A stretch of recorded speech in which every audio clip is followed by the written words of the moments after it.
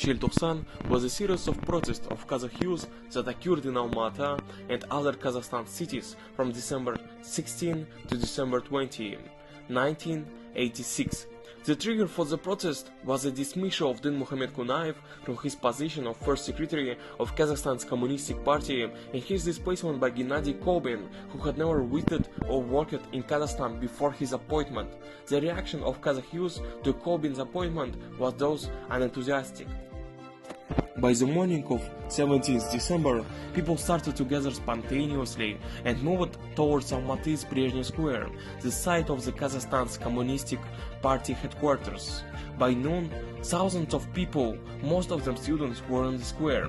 The first climax was reached when the police detained protesters who attempted to climb onto the podium.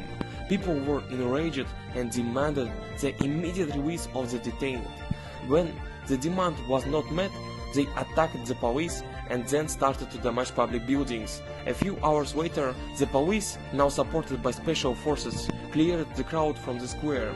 Witnesses attested to their harsh measures. People were beaten and pinned to the ground. Detainees were delivered to police stations, but because of overcrowding, the police began to dump people on the city outskirts. In the public imagination, Желтоқсан is firmly associated with Almaty and its people. Yet, documents in interviews demonstrate that while the protests originated in Almaty, they spread to many cities. In fact, since the first hours of the protest, communication with Almaty was interrupted. No official statement on the protests was made until 18th December. Rumors, however, spread quickly. When people, especially students in other cities, learned about events in Almaty, they began to get to the streets in solidarity. Crowds gathered in Karaganda, Kokshetau, Shymkent, Jizkazgan, Taldykorgan, Arkhavik, Pavlodar and Uсть-Seminogorsk. In total, in the period of 19th to 25th December, about 2,000 people protested in various parts of Kazakhstan. Желтоқсан was a tragedy for many. Officially, 5 people died. Sergei Savitsky and Khirbol Sipatayev were killed in Almaty. Sabira Muhamedjanova died in March 1987 because of wounds received during the events. 16-year-old Lazat Asanova was harassed by the KGB and committed suicide while being investigated. Finally, Kairat Raskolbekov, who had been sentenced to death, commuted to 20 years in prison, was found hanging in the Semipalatinsk prison March 1987.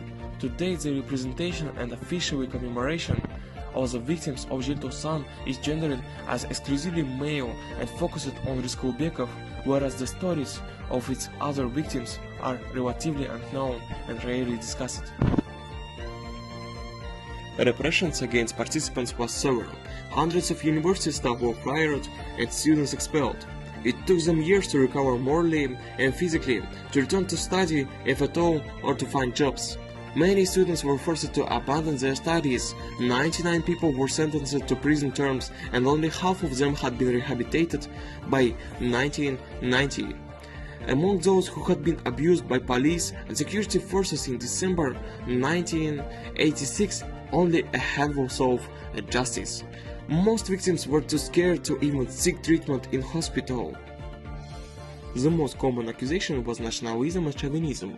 In the USSR of the late 1980s, nationalism was still perceived as a deviation from the official Soviet internationalism.